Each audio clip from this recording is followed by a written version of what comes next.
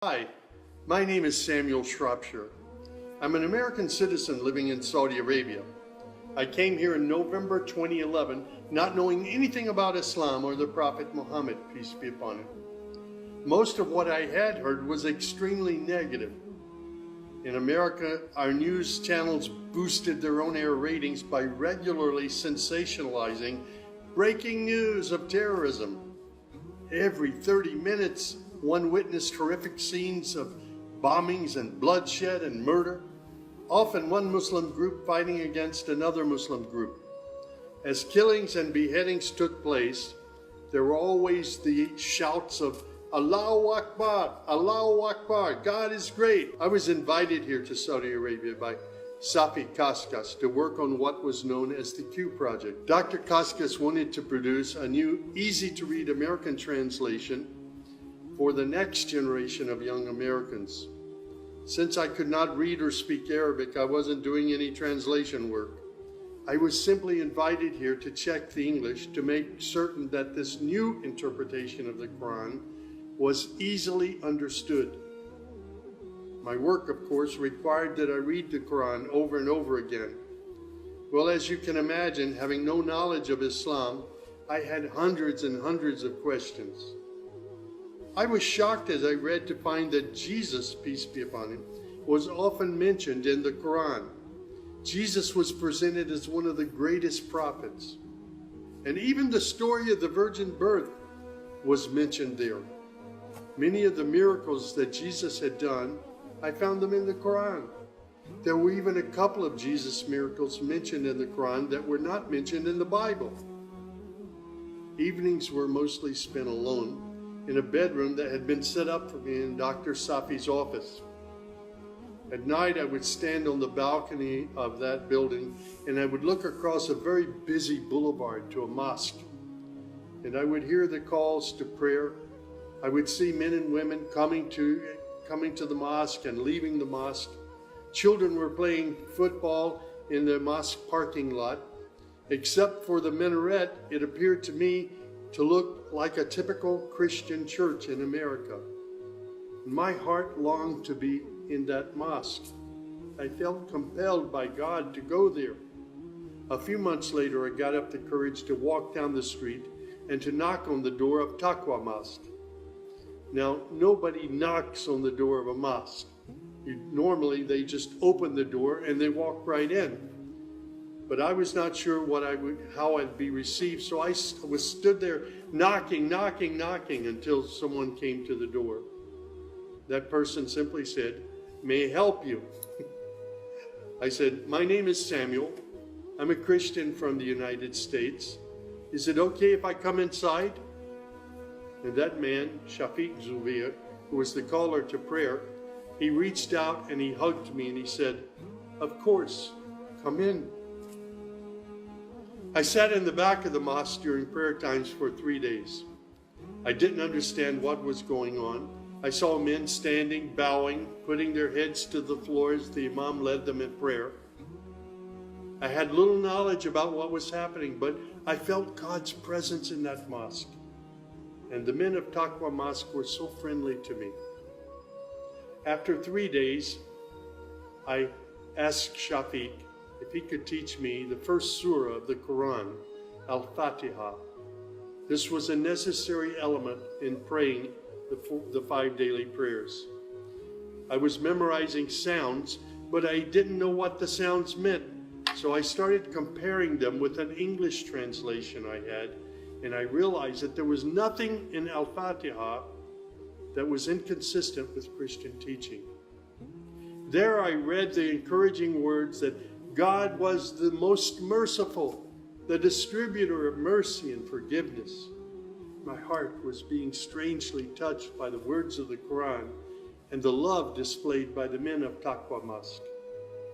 Dr. Sadiq Malki would later drive me to the Islamic Education Foundation in Al-Hamra, neighborhood of Jeddah, where I said Al-Shahada. According to Islam, we're all equal. There's none above another. There are scholars, but their role is educational. As for the relationship with God, it's personal, it's direct. The faith itself is simple and clear. It's summed up in just 6 points. There is one true God who is unlike any other being. He is neither born nor does he give birth. He has neither spouse nor offspring. Nothing is comparable to him. He's all-powerful. He knows everything perfectly. He is the most merciful. Secondly, a belief in angels who are indeed the servants of God.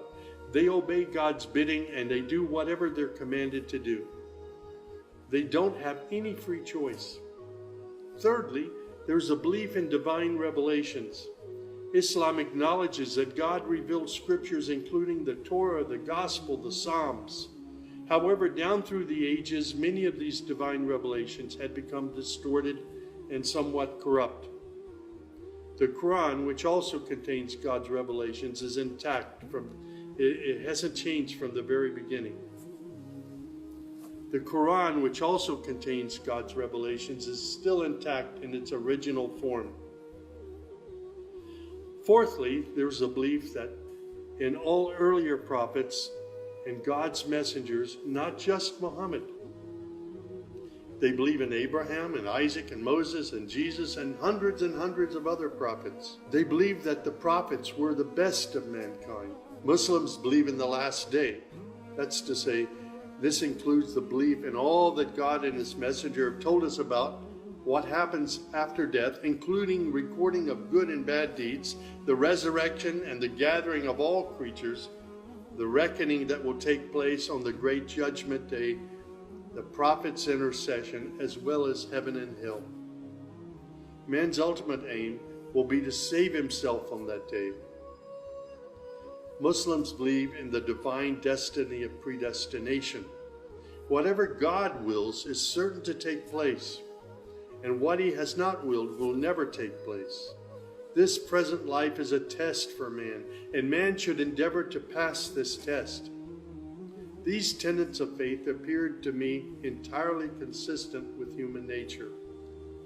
And then I asked, how can one become a Muslim?